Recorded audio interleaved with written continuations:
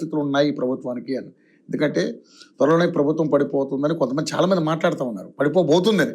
అది నిజమా కాదా అనేది మనకు తెలియదు, కానీ బట్ అటువంటి పరిస్థితులు ఉన్నాయి. నిజంగా అటువంటి పరిస్థితులు, అటువంటి మాటలు, అటువంటి వార్తలు రావడానికి ఏంటి రీజన్?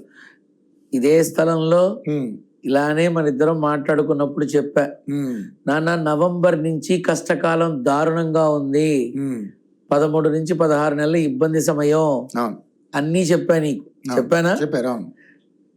10-11 మంది విడిగా వెళ్ళి మాటలు మొదలవుతాయన్న మీటింగ్ పెట్టారు.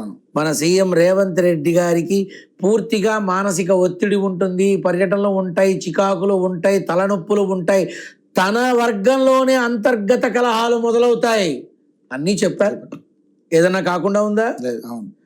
ప్రభుత్వంలో ముఖ్యమంత్రులు మారుతారా, మంత్రులు మారుతారా, క్యాబినెట్ విస్తరణలో ఆశావహులు దక్కలేదని పార్టీలు మారుతారా, ఇటువంటివి ఎన్నో చూస్తావు. చెప్పాను ఆ రోజే. అంతర్గత కలహాలు మొదలైనాయా? చూస్తున్నారా? ఏది జరగకుండా ఉంది? కాకపోతే కష్ట సమయం చాలా బలంగా ఉంది. నేను చెప్పా, ప్రభుత్వ హామీలు పక్కకు పోయి ఈ పనికి మాలిన ఇష్యూలు ఎక్కువవుతాయని చెప్పా. అదే జరుగుతోందిగా. కొత్తగా ఏముండి చచ్చింది మాట్లాడుకోవడానికి? ఇవి ఇంకా పెరుగుతాయి అదే అన్నారు మీరు. మామూలుగా ఈ సంవత్సరం మొత్తం కూడా చాలా ప్రమాదంగా ఉంది అని చెప్పేసి. అవునా? సో ఆశావహులు ఎవరైతే ఉన్నారో బలంగా క్యాబినెట్ విస్తరించమని కొంతమంది, ఇప్పుడు విస్తరించడానికి లేదని హైకమాండ్ కొంతమంది, ఈ రకమైనటువంటి మల్లగుల్లాలు చాలా జరుగుతున్నాయి. ఇదే కష్టకాలం. అవును. మనశ్శాంతి ఉందా? లేదు. హామీల మీద దృష్టి ఉందా? రేవంత్ రెడ్డి గారి పరిస్థితి ఏంటంటే మొత్తం కూడా సీట్లు కాపాడుకునే పరిస్థితిలో ఉన్నారు ఇప్పుడు ఆయన. నాకు తెలిసి దాందే ఉంది నాన్న. ఆయన తనకు అలా కాపాడుకునే ప్రయత్నం చేయడం తప్పేం కాదు కదా. తాను భుజాల మీద వేసుకొని కష్టపడి మొత్తం రాష్ట్రం అంతా తిరిగి తీసుకొచ్చాడు. 100%. ఈ రోజు కాంగ్రెస్ పార్టీ తెలంగాణలో బికాస్ ఆఫ్ రేవంత్ రెడ్డి గారి వల్లనే, బికాస్ ఆఫ్ హిమ్ ఓన్లీ. ఇది ఎవరు ఒప్పుకున్నా ఒప్పుకోకపోయినా because of him only.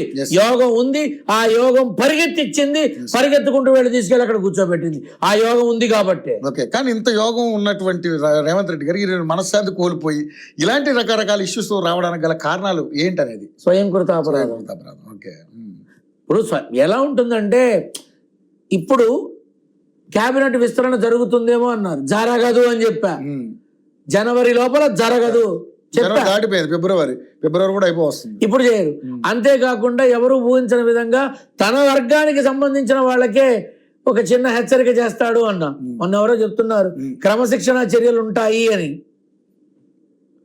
So ఖచ్చితంగా జనవరి 27న ఢిల్లీ నుంచి వచ్చినటువంటి మొత్తం అందరికీ కూడా చెప్పా, మీరు ఎంత మొత్తుకున్నా రాడు మీ కేజ్రీవాల్ అని. నమ్మలే, బట్ అదే జరిగింది. కేజ్రీవాల్ ఓడిపోవడమే పెద్ద విచిత్రం. ఇక్కడ జైల్లో ఉన్నాడనంటే